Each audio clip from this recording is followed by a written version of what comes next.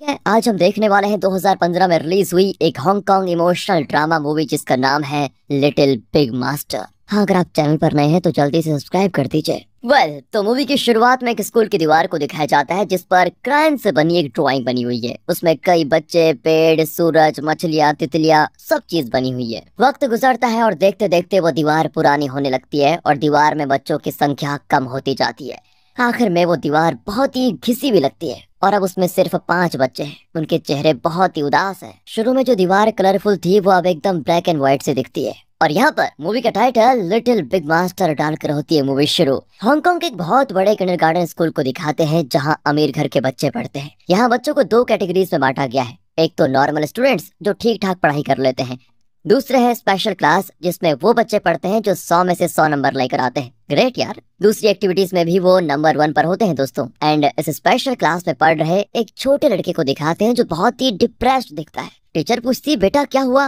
वो कहता है मुझे 100 में से 100 नहीं सिर्फ 98 मिले हैं। टीचर कहती बेटा 98 अच्छा मार्क्स तो है, फिर तुम उदास क्यों हो? वो कहता है ये बात नहीं है लेकिन मेरे घर में मुझे बहुत डांट पड़ेगी कि 100 मार्क्स क्यों नहीं लेकर आए। मम्मी पापा कहेंगे कि मैं किसी काम का नहीं हूँ। यहाँ से सीधे कट करके उसके पेरेंट्स को दिखाते हैं जिन्हें उस बच्चे की टीचर ये वीडियो दिखा रही होती है और कहती है देखा आपका बेटा सिर्फ 2 मार्क्स के लिए डिप्रेस हो गया। और दोस्तों आपको बता दूं कि उसके पेरेंट्स बहुत अमीर लोग हैं। उसका पिता तो कहता है कि हाँ 2 मार्क्स बहुत ज्यादा होते हैं, उसे दुखी तो होना ही चाहिए, इतने कम मार्क्स लेकर आ गया, इसमें हैरानी की क्या बात है, दुख हो रहा है उसको तो होने दो। एंड तभी वहाँ पर लुई नाम की एक टीचर आती है जो कहती है ये हैरानी की नहीं चौंकाने वाली बात है सर। आपका बेटा आप दोनों को फेस करने से इतना डर रहा है कि उसने ये भी कहा था कि मैं आपको पैसे दूंगा टीचर, आप प्लीज किसी तरह 2 मार्क्स ऐड कर दीजिए। देखा आपने?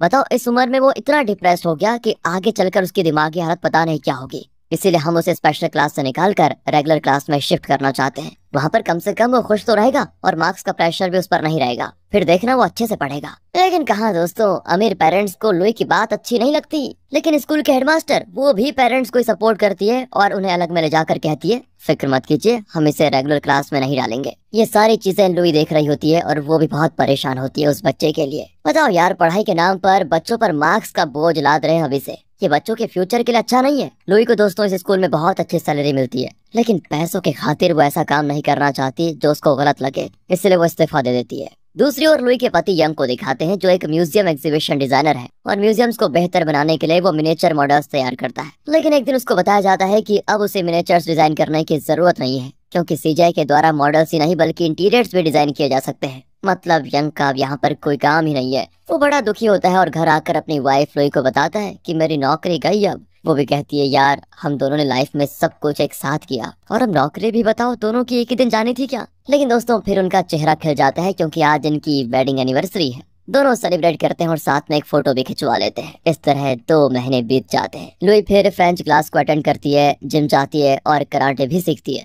वो मतलब एक तरफ से खुश रहने की कोशिश करती है, लेकिन जब भी वो अपने स्कूल के पास से गुजरती है ना तो वहाँ के बच्चों को देखकर उसे उन दिनों की याद आ जाती है जब वो सुबह सुबह जल्दी स्कूल जाया करती थी, बच्चों का स्वागत करके उनको क्लास में भेजती थी। और उस समय तो उनकी हंसी, मतलब उन बच्चों की हंसी लुई के लिए एक तरह का बूस्ट का काम करती थी। लेकिन अब लुई को लगता है कि जैसे तैसे बस उसकी लाइफ कट ही रही है, वो खुश नहीं है अपनी लाइफ में। फिर वो खाना पकाकर यंग को देती है, लेकिन मांस एकदम कच्चा होता है। पर यंग लुई से कुछ नहीं कहता क्योंकि उसको साफ पता चल रहा है कि टीचिंग ही लुई का पैशन है। उसके अलावा लुई का मन किसी और चीज में नहीं लग सकता। और एक दिन की बात है, जिम में लुई टीवी में न्यूज देखती है। उसमें रिपोर्टर बताती है कि सरकार कई किंडरगार्टन स्कूल्स को बंद कर रही है क्योंकि उसमें बहुत कम बच्चे हैं और उन बच्चों को किसी दूसरे स्कूल में भेजा जा रहा है। लेकिन मैं जिस स्कूल के सामने खड़ी हूँ इसका नाम है युएन टिन किंडरगार्टन। ये योनलोंग नाम के एक छोटे गांव में है। यहाँ के हेडमास्टर और टीचर्स सभी ट्रांसफर लेकर दूसरे स्कूल्स में जा चुके हैं। स्टूडेंट्स भी दूसरे स्कूल्स चले गए हैं, लेकिन यहाँ पर 5 ऐसे बच्चे हैं जिनके परिवार के पास इतने पैसे नहीं है कि वो इनको दूसरे प्राइवेट स्कूल्स में लेकर जा पाए। इसलिए ये बच्चे यहाँ पर रोज आते हैं लेकिन बिना पढ़े लौट जाते हैं। सरकार इनके लिए एक टीचर ढूंढ रही है, लेकिन सिर्फ $4500 में यहाँ काम करने के लिए कोई भी टीचर तैयार नहीं है। इसलिए सरकार जल्द ही इस स्कूल को बंद कर देगी। फिर दोस्तों वो उन बच्चों के पेरेंट्स से बात करती है। एक बच्ची के दादाजी से वो पूछती है क्या आप अपनी पोती को इसलिए दूसरे स्कूल नहीं भेज रहे क्योंकि आपके पास उतने पैसे नहीं है? एंड तब वो बच्ची कहती है आंटी वो मेरे दादाजी नहीं मेरे पापा हैं। दूसरी बच्ची की माँ तो कहती है कि हमारी इतनी औकात ही नहीं है कि हम अपने बच्चों को प्राइवेट स्कूल में पढ़ा पाए, हम करे तो करे क्या करें। एंड ये सारी चीजें लुई देख रही होती है, उसको बहुत अजीब फील होता है। वो तुरंत कार लेकर उस किंडरगार्टन स्कूल में निकल पड़ती है। रास्ते में एक सफाई कर्मचारी से लुई उस स्कूल का रास्ता पूछती है। वो औरत कहती है वो स्कूल तो कब का बंद हो चुका है। नहीं नहीं, लुई कहती है मैंने अभी टीवी पर देखा था कि वहाँ पर 5 बच्चे हैं जो पढ़ना चाहते हैं। तो वो औरत उसे स्कूल का रास्ता दिखा देती है। वहाँ के लोग बिल्कुल हैरान होते हैं क्योंकि अब तक उस स्कूल को देखने सिर्फ रिपोर्टर्स आते थे, लेकिन ये कौन है जो उस स्कूल का पता पूछ रही है। लुई देखती है कि वो स्कूल बहुत ही बुरी हालत में है, सब कुछ टूटा फूटा पड़ा हुआ है, लेकिन अंदर वो 5 बच्चे बेचारे टीचर का इंतजार करते करते सो गए थे। लेकिन एक छुटकी लुई को देखते ही मास्क पहन लेती है। असल में यहाँ बार बार रिपोर्टर्स आकर इनकी फोटो लेते रहते हैं ना, इसलिए बच्चे तंग होकर मास्क पहन लेते हैं ताकि इनका चेहरा दिख ना पाए। वो बाकियों को भी अलर्ट करती है कि बुरे लोग आ गए हैं, भाग जाओ यहाँ से। एंड इसलिए ये प्यारे बच्चे कोने में छिप जाते हैं। लुई कहती है अरे नहीं नहीं, मैं तुम्हें पढ़ाने आई हूँ, तुम्हारी टीचर हूँ मैं। फिर वो बाहर निकलते हैं। दोस्तों लुई कहती है लगता है तुम्हें स्कूल आना बहुत पसंद है, तो मेरे सवाल का जवाब दो, बताओ मधुमक्खी के कितने पैर होते हैं। एंड तब वो धीरे से अपना चेहरा दिखाते हैं और एक चुटकी कहती है कि मधुमक्खी के 6 पैर होते हैं। वेरी गुड, तुम तो बहुत स्मार्ट हो, कहकर लुई पूछती है कि क्या मैं एक और सवाल पूछूं तुमसे। इस पर सारे बच्चे कोरस में चिल्लाते हैं कि हाँ पूछिए ना। अच्छा तो ये बताओ कि स्पाइडर के कितने पैर होते हैं। एक कहती है 10 तो दूसरी कहती है 4, मतलब उन्हें सही जवाब नहीं आता। तो लुई कहती है कि स्पाइडर के टोटल 8 पैर होते हैं। अच्छा क्या तुम लोग तीसरे सवाल के लिए तैयार हो। इस पर तो सारी लड़कियां झूमकर बाहर आ जाती हैं कि हाँ हाँ प्लीज पूछिए टीचर। लेकिन अचानक बादल गरजने लगते हैं तो चूचू नाम के एक चुटकी अपने कान बंद करके रोती है कि मॉन्स्टर आ रहा है, प्लीज हमको बचाइए। तब बाकी लड़कियां उसे समझाती हैं कि अरे यहाँ पर कोई मॉन्स्टर नहीं है। इतने में एक औरत लुई को वहाँ से जाने के लिए कह देती है क्योंकि वो लुई को रिपोर्टर समझती है। लुई भी घर आ जाती है और आज यंग देखता है कि मांस तो बहुत बढ़िया पका हुआ है। वो पूछता है क्यों लुई, लगता है आज तुम बहुत ही खुश हो। तब लुई उसको एक न्यूज़पेपर दिखाती है जिसमें उस किंडरगार्टन स्कूल के बारे में लिखा है। वो कहती है तुम्हें पता है वहाँ पर 5 छोटी लड़कियां हैं जो पढ़ना चाहती है, लेकिन उन्हें पढ़ाने के लिए कोई टीचर ही नहीं है। मैं उनसे मिलकर ही आ रही हूँ अभी, और मुझे लगता है कि मुझे उनकी टीचर बनकर उन्हें पढ़ाना चाहिए। तुम्हें क्या लगता है। मतलब यंग कहता है यार तुम्हें जो ठीक लगे तुम वही करो, और मैं वैसे भी हमेशा तुम्हारा साथ ही दूंगा। मुझसे जो बन पड़ेगा मैं तुम्हारे लिए करूंगा, और इन बच्चों के लिए भी हम जो कर सकते हैं करेंगे। अगले ही दिन लुई उस गांव के VAO से मिलती है। लुई का वर्क एक्सपीरियंस देखकर वो दंग रह जाता है और पूछता है कि आपको उस स्कूल में 1 लाख सैलरी मिल रही थी और यहाँ सिर्फ आपको 4500 में, मतलब कैसे काम करेंगी आप। लुई कहती है देखिए सर, मेरे लिए 4500 काफी है, मुझे बस उन लड़कियों को पढ़ाना है। वैसे और ज्यादा बच्चों को यहाँ पर दाखिल क्यों नहीं करवाते आप। टीचर कोशिश तो हम कर ही रहे हैं, लेकिन यहाँ पर कोई आना नहीं चाहता। खैर आप आई हैं तो शायद इस बहाने और भी बच्चे आ जाएं। तो दोस्तों अगले दिन यंग और लुई मिलकर उस स्कूल को पूरी तरह साफ करते हैं। यंग AC ऑन करता है तो उसमें से धूल निकलता है। साफ सफाई करके लुई स्कूल के बाहर बच्चों का स्वागत करने के लिए खड़ी होती है। वहाँ चाय की दुकान में कुछ आदमी बैठे होते हैं। ये कहता है कि अबे ये स्कूल की नई टीचर है क्या, सुना है शहर में बड़े स्कूल में पढ़ाती है, 1 लाख सैलरी थी इसकी, अब 1 लाख छोड़कर यहाँ पर क्यों आई होगी। मतलब दोस्तों ऐसी बातें कर रहे होते हैं वो। यहाँ टीवी रिपोर्टर आते हैं। तभी दूसरा कहता है कि हाँ हो सकता है यहाँ पर टीवी रिपोर्टर्स आते हैं, शायद ये उनके सामने ये बताना चाहती है कि देखो मैं कितनी महान हूँ, इतना बड़ा स्कूल और अच्छी सैलरी छोड़कर इस गांव में सेवा करने के लिए आ गई हूँ। इस तरह वो कई बातें करते हैं। तभी एक बड़ी कार में गांव का चेयरमैन आता है और कहता है कि देखो मैडम, ये स्कूल वैसे भी 1 साल में बंद हो जाएगा। इन 5 स्टूडेंट्स के लिए अपना टाइम और फ्यूचर बर्बाद मत करो, शहर लौट जाओ। लेकिन लुई उसकी बात पर बिल्कुल ध्यान नहीं देती। तभी वहाँ एक बच्ची अपने पापा के साथ आती है जो एक गाड़ी में कबाड़ वगैरह लेकर आते हैं। लुई उनसे कहती है मैं इस स्कूल की नई टीचर हूँ। एंड तब वो आदमी अपनी बेटी से कहता है कि बेटी टीचर जो भी कहे उसे ध्यान से सुनना और उनकी बात ही मानना। ओके कहकर वो बच्ची लुई के पास खड़ी हो जाती है और उसके पापा अपना काम करने चले जाते हैं। फिर एक औरत एक बच्ची को साइकिल में लाकर छोड़ती है और तुरंत निकल जाती है। वो इस बच्ची की आंटी है वैसे। लुई कहती है सुनिए मैडम, मैं इस स्कूल की नई टीचर हूँ। पर वो कहती है सॉरी टीचर, मुझे जल्दी जाकर रेस्टोरेंट में बर्तन धोने हैं, वरना मुझे वो लोग पगार नहीं देंगे। थोड़ी देर में एक और औरत अपनी बेटी को लेकर आती है तो लुई उनको भी अपना इंट्रोडक्शन देती है। वो भी कह देती है कि आपसे मिलकर खुशी हुई टीचर। सुन बेटा, टीचर की बात मानना और अच्छे से पढ़ना, ओके। ये कहकर वो चली जाती है। 3 स्टूडेंट्स तो आ गई हैं, बाकी बची 2 जो ट्विंस हैं। तभी एक औरत टैक्सी में अपनी 2 बेटियों को वहां पर लेकर आती है। टैक्सी ड्राइवर पैसे मांगता है तो वो कहती है कि अरे पैसे क्यों, हम तो वैसे भी इस रास्ते से जाने वाले थे, तो चढ़ गए तो पैसे मांगने का क्या मतलब। वो कहता है कि अच्छा तो क्या मैं मुफ्त में तुमको लेकर जाऊंगा, चुपचाप पैसे निकालो। फिर वो पैसे लेकर चले जाता है। अब लुई उस औरत को बताती है कि मेरा नाम लुई है और मैं यहाँ पर नई टीचर हूँ। वो औरत बड़ी खुश होती है क्योंकि इतने दिन ये स्कूल बिना टीचर के था, लेकिन अब इनके लिए टीचर आ गए हैं। लेकिन वहाँ की सफाई कर्मचारी कहती है कि ये टीचर, अरे ये तो यहाँ पर 10 दिन भी नहीं टिकेगी। मतलब दोस्तों यहाँ पर कोई टीचर को सपोर्ट नहीं करता, कोई उस पर विश्वास नहीं करता। लेकिन लुई वो मतलब इन सब से बिल्कुल अलग है, उसे इन सारी चीजों से कोई परेशानी नहीं होती और अपनी क्लास वो शुरू करती है। पांचों स्टूडेंट्स लुई के सामने मास्क पहनकर बैठी होती हैं। लुई कहती है एक बात बताओ, मैं मास्क के साथ अच्छी लगूंगी या मास्क उतार कर अच्छी लगूंगी? वो कहती है कि टीचर आप तो मास्क उतार दीजिए, तभी अच्छी लगेंगी आप। तो लुई कहती है कि अगर मैं मास्क निकाल कर अच्छी लगूंगी तो तुम भी तो मास्क निकाल कर अच्छे लगोगे, तो तुम लोगों ने पहन क्यों रखा है मास्क, उतार दो बेटा। तब एक लड़की कहती है पापा ने कहा है कि टीवी वाले लोग यहाँ पर आते रहते हैं और अगर हम मास्क नहीं पहनेंगे तो हमारा चेहरा टीवी पर दिखेगा और सब हमको गरीब बच्चे कहेंगे, और अगर सरकार को पता चल गया कि हम गरीब हैं तो वो हमारे लिए कुछ नहीं करेंगे और मेरा फिर कोई फ्यूचर नहीं होगा। इसलिए पापा ने मास्क उतारने से बिल्कुल मना किया है। इस पर लुई कहती है कि मुझे भी सबने यही कहा था कि सिर्फ 5 बच्चों के स्कूल में क्यों नौकरी करना चाहती हो, जो जल्दी बंद होने वाला है वैसे भी। लेकिन बच्चों वो लोग नहीं जानते कि इस स्कूल में 5 प्यारी सी बच्चियां हैं, पर उन 5 के खूबसूरत चेहरे मैं देख नहीं पाऊंगी क्योंकि उन्होंने मास्क पहन के रखा हुआ है। अब मैं देखो एक बात सुनो, मैं जिसका भी नाम लूंगी उसको मास्क उतार कर प्रेजेंट टीचर कहना होगा। लुई फिर दोस्तों हुसासु करके एक नाम लेती है तो एक लड़की उठकर अपना मास्क उतार कर प्रेजेंट टीचर कहती है। इस बच्चे के पापा ही वो बुजुर्ग आदमी थे जो कबाड़ इकट्ठा करके उसको बेचते हैं। लुई कहती है किटी, तो दूसरी लड़की उठकर अपना मास्क उतारती है और प्रेजेंट टीचर कहती है। जेनी, ये नाम सुनकर तीसरी लड़की अपना मास्क उतार कर प्रेजेंट कहती है। किटी और जेनी ट्विंस है। नेक्स्ट है चूचू, ये नाम सुनकर चौथी बच्ची मास्क उतार कर प्रेजेंट टीचर कहती है। असल में चूचू की आंटी उसकी गार्डियन है जो रेस्टोरेंट में बर्तन धोती है।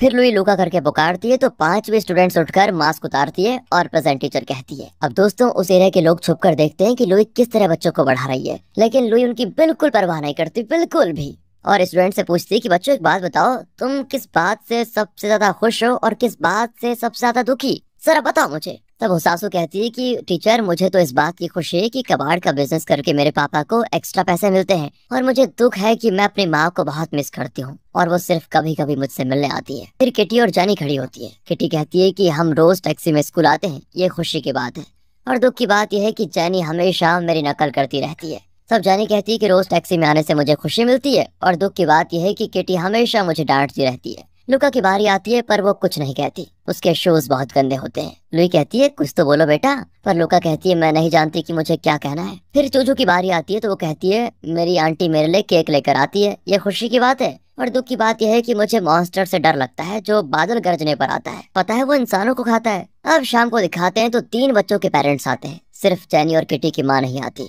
लुई चूचू की आंटी से कुछ जरूरी बात करना चाहती है, लेकिन आंटी कहती है मेरे पास तो टाइम नहीं है टीचर, इसे घर छोड़कर मुझे जल्दी से वापस रेस्टोरेंट जाना है बर्तन धोने। लुई कहती है प्लीज बस 2 मिनट लगेंगे, कहकर वो चूचू को खेलने के लिए भेज देती है। और आंटी से पूछती है कि चूचू बादल के गरजने से इतना क्यों डरती है, बताओ वो बादल गरजने को मॉन्स्टर क्यों कहती है, कुछ बताओ इसके बारे में। अब आंटी चूचू को एक नजर देखकर लुई को बताती है चूचू का पिता मेरा भाई था, कुछ महीने पहले एक एक्सीडेंट में चूचू के पेरेंट्स मारे गए। उस वक्त बिजली गिरी और बादल गरज रहे थे, तेज बारिश भी हो रही थी। उनके मरने के बाद सारे रिश्तेदार चूचू को ठुकारने लगे कि हम तुम्हारी देखभाल नहीं करेंगे। तब मैंने कहा कि मेरे भाई की बेटी को तुम लोगों की देखभाल की जरूरत नहीं है, मैं कुछ भी करके इस बच्ची को पाल लूंगी। तब से रेस्टोरेंट में बर्तन धोकर मैं अपनी चूचू को पाल रही हूँ। ये बच्चे घर की दीवार पर अपने माँ बाप की ड्राइंग बनाती है और पूछती है कि वो कब आएंगे। अब उसको मैं कैसे बताऊं टीचर कि तुम्हारे माँ बाप कभी लौट कर आएंगे ही नहीं, इसलिए मैंने कह दिया कि बादल गरजते हैं तो मॉन्स्टर्स आते हैं, वही तुम्हारे माँ और पापा को लेकर गए हैं। रेस्टोरेंट में दिन रात काम करके मैं अपना और अपनी चूचू का पेट पाल रही हूँ। मैं तो सिर्फ इतना चाहती हूँ कि मेरी चूचू अच्छे से पढ़े, तरक्की करे और उसको देखकर मैं हमेशा खुश रहूँ।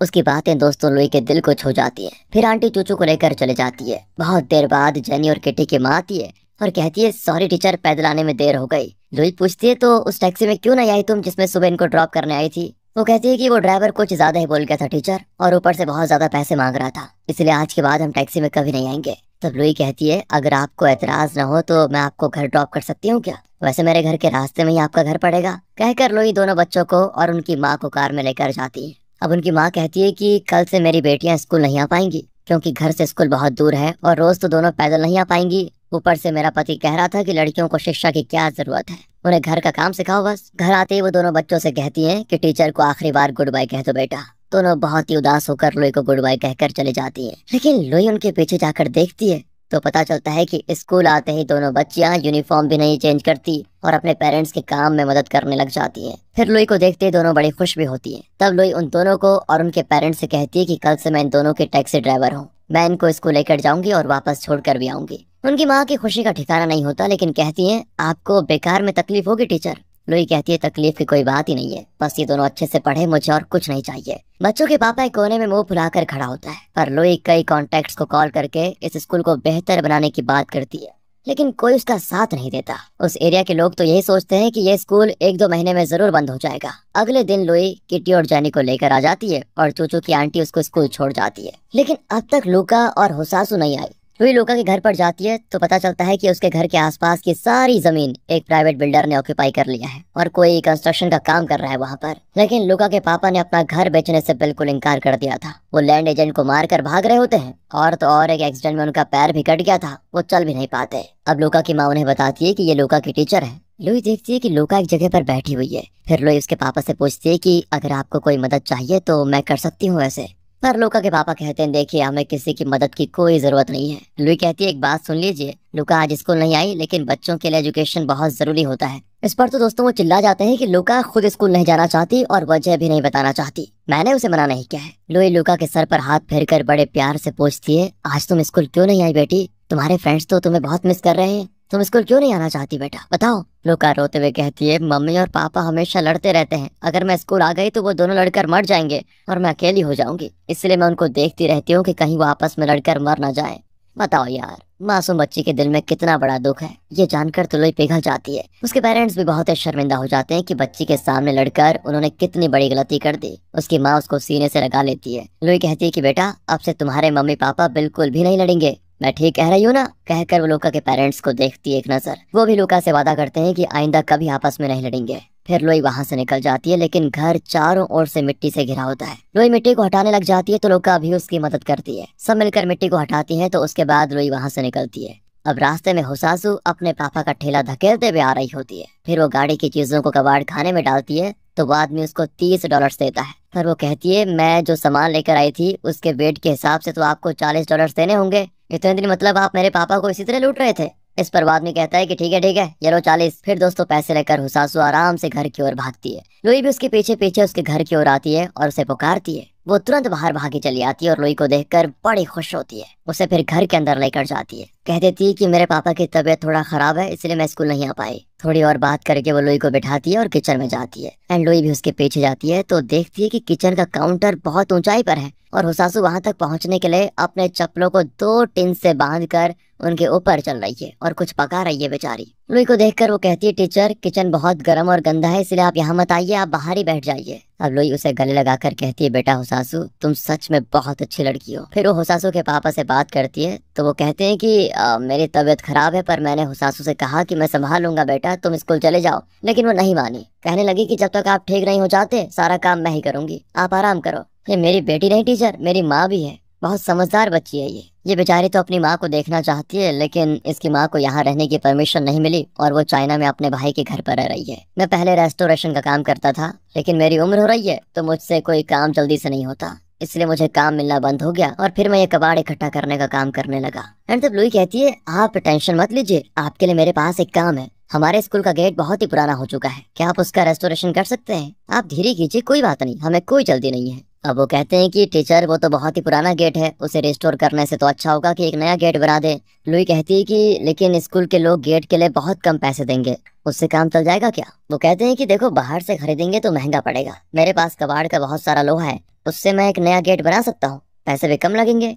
वो बहुत ही खुश होते हैं कि आखिर उनको काम मिल जाएगा। इतने में दोस्तों हुसासु की आवाज आती है कि पापा टीचर खाना तैयार है। हुसासु सबके लिए खाना बना चुके थे। सब मिलकर खाना बैठकर खाते हैं तो हुसासु के पापा उसे बताते हैं कि बेटा तुम्हारे स्कूल का जो गेट है उसे मैं ठीक करने वाला हूँ, पता है तुम्हें? हुसासु भी खिल जाती है कि क्या सच है ये? वेरी गुड पापा कहकर वो बड़ी खुश होती है। एंड इनके खिले हुए चेहरे को देखकर लुई की खुशी का ठिकाना नहीं होता। अगले दिन सब स्कूल आ जाती है। लुई पूछती है कि एक बात बताओ तुम्हारा ड्रीम क्या है? जैनी कहती है टीचर मुझे प्रिंसेस बनना है और ढेर सारे खूबसूरत ड्रेसेस पहनने हैं। किटी कहती है कि मुझे घर जाकर बेंच धोना है। अब जैनी भी शुरू हो जाती है कि मुझे भी बेंच धोना है। अरे ये अचानक तुम्हारा ड्रीम क्यों बदल गया? जैनी कहती है कि अगर मैं प्रिंसेस बन गई तो अपनी फैमिली से अलग होना पड़ेगा, लेकिन अगर मैं बेंच धोने लग गई तो अपने घर में अपनी फैमिली के साथ अच्छे से रह पाऊंगी। हुसासु कहती है कि मैं तो घर का सारा काम करना चाहती हूँ टीचर, और अपने पापा का ख्याल रखना चाहती हूँ। फिर चूचू कहती है कि मैं रेस्टोरेंट में अपनी आंटी की मदद करना चाहती हूँ। लूका की बारी आती है तो इस बार भी वो यही कहती है कि मैं नहीं जानती कि मेरा ड्रीम क्या है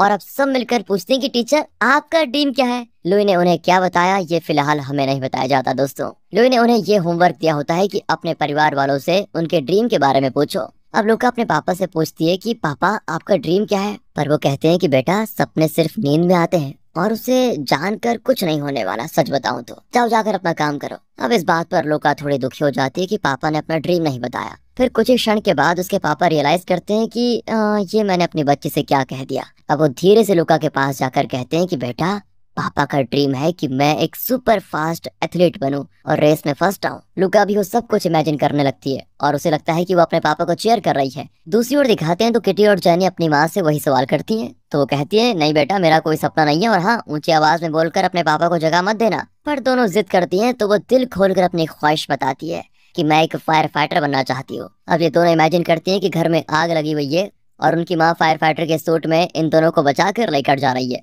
दोनों उछलने लग जाती हैं कि हमारी मम्मी सुपर फायर फाइटर हैं। अब इस आवाज को सुनकर उनके पापा जाग जाते हैं, लेकिन इस बार दोस्तों उनको डांटते नहीं। बच्चों को खुश देखकर वो भी बड़े खुश हो जाते हैं। यहाँ उसासू भी अपने पापा से पूछती है तो वो कहते हैं कि मैं पायलट बनना चाहता था। उसासू को लगता है जैसे उसके पापा पायलट ड्रेस में शान से फ्लाइट की ओर जा रहे हैं। वो मुड़कर उसासू को बुलाते हैं और वो भी उनके साथ फ्लाइट की ओर जाने लग जाती है। बाप बेटी दोनों बड़े खुश होते हैं। Last but not the least, चूचू अपनी आंटी को परेशान करके उनका ड्रीम पूछ रही होती है। अब वो कहती है कि ये सारे बर्तन धोकर मैं घर जाकर सोना चाहती हूँ, यही मेरा ड्रीम है। ओ आंटी मैं वो नहीं पूछ रही, आप क्या बनना चाहती थी वो वाला ड्रीम बताइए। आंटी कहती ठीक है सुनो, लेकिन मेरा ड्रीम सुनकर हल्ला मत मचाना। वो बताती है कि मैं मिस हांगकांग बनना चाहती हूँ और चाहती हूँ कि जब मैं टाइटल जीतकर शान से चलूं तो लोग तालियों से मेरा स्वागत करें। ये सारी चीजें चूचू इमेजिन करती है तो दोनों बड़े खुश होते हैं। चूचू आंटी के गले लगकर कहती है आप बहुत ब्यूटीफुल है आंटी, और वो आंटी को किस करती है तो आंटी का जी भर आता है। अब ये पांचों स्टूडेंट्स इन सारे ड्रीम्स को एक पेपर में लिखकर स्कूल में चिपकाती हैं। कुछ दिन बीत जाते हैं। एक दिन तेज बारिश हो रही होती है और बादल गरजते हैं। क्लास में किटी कहती है मुझे बाथरूम जाना है टीचर, एंड इस पर बाकी चारों भी हाथ उठा लेती हैं और हमें भी बाथरूम जाना है कहती है। लुई उनको बाथरूम लेकर जाते, लेकिन बारिश के पानी से टॉयलेट भर चुका था और अंदर से गंदा पानी निकल रहा था। फिर वो उनको एक पास के पब्लिक टॉयलेट में लेकर जाती है, लेकिन रास्ते में बादल गरजते हैं तो चूचू को लगता है जैसे वो बादल नहीं मॉन्स्टर है, और वो डरकर एक जगह बैठकर रोने लगती है और लुई को बताती है कि वो मॉन्स्टर मेरे मम्मी पापा को पकड़ कर लेकर गया है टीचर। एंड तब लुई उसको सच बता देती है कि बेटा बादल मॉन्स्टर नहीं होते और ना ही वो तुम्हारे मम्मी पापा को लेकर गए हैं, तुम्हारे पेरेंट्स की तो एक्सीडेंट में डेथ हो गई है।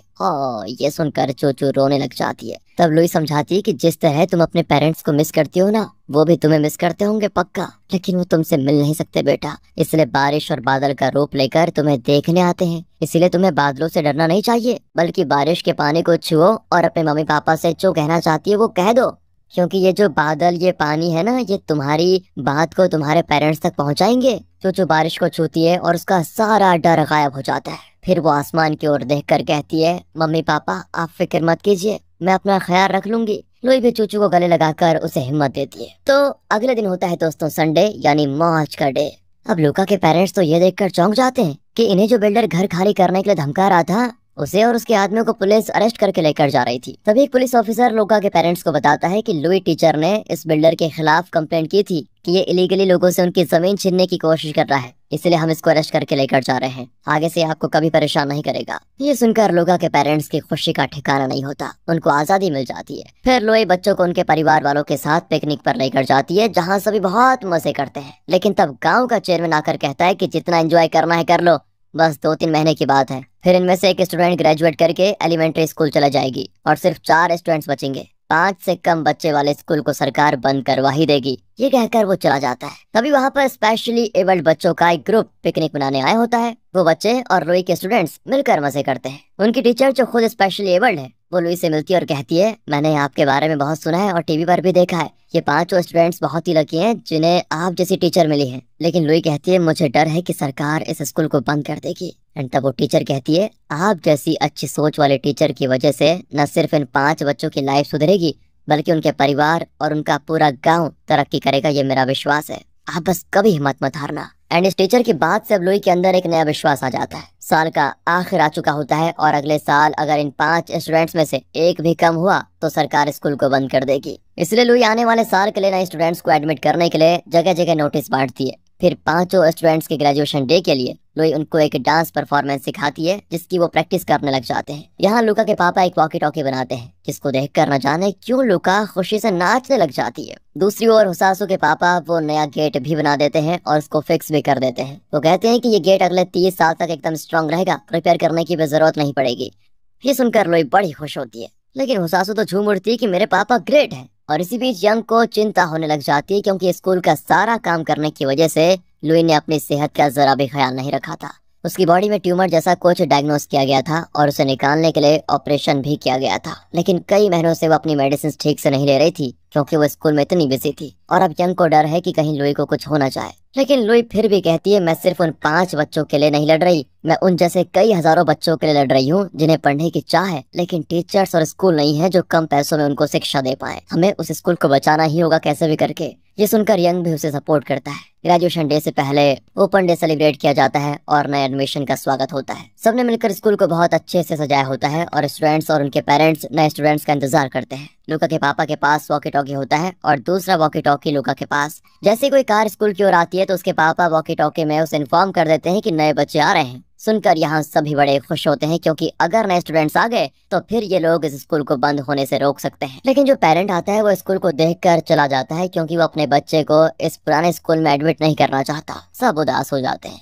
लुई कहती है डोंट वरी, दूसरा कोई तो आएगा ही। तभी लुई का एक पुराना दोस्त उसे कॉल करता है कि जरूरी बात करनी है तुमसे एक। लुई बच्चों से कहती है मैं 1 घंटे में लौट आऊंगी बच्चों, अगर कोई नए स्टूडेंट आ गए तो उनका स्वागत जरूर करना। लेकिन जब लुई उस दोस्त से मिलती है तो पता चलता है कि उसने लुई के बारे में टीवी पर देखा था और वो जान गया था कि लुई की बहुत पब्लिसिटी हो रही है और वो उसका फायदा उठाकर अपने नए किंडरगार्टन स्कूल में नौकरी देना चाहता है। वो कहता है देखो तुम्हें लाखों में सैलरी मिलेगी। लेकिन दोस्तों लुई कह देती है कि तुमने शायद मुझे समझा नहीं, शिक्षा पैसों से खरीदने की चीज नहीं होती और ना ही टीचिंग। जब स्टूडेंट्स पढ़ लिख कर एक अच्छी पोजीशन पर पहुंचते हैं तो वो अपने माँ बाप के बाद अपने टीचर्स का नाम लेते हैं। ऐसी ऊंची जगह होती है टीचर्स की, लेकिन तुमने टीचिंग प्रोफेशन को पैसे से मापने की कोशिश की है। लाखों की फीस भरने वाले हजारों बच्चों को पढ़ाने के बजाय मैं उन 5 बच्चों को पढ़ाने में प्राउड फील करती हूँ, समझे? क्योंकि उनके पास पैसे नहीं है लेकिन पढ़ने की चाह है और मैं उनके लिए और उनके स्कूल को जिंदा रखने के लिए आखिर तक कोशिश करती रहूंगी। कहकर दोस्तों लुई वापस अपने स्कूल आ जाती है, पर वहाँ पर अब तक कोई नया एडमिशन नहीं आया होता।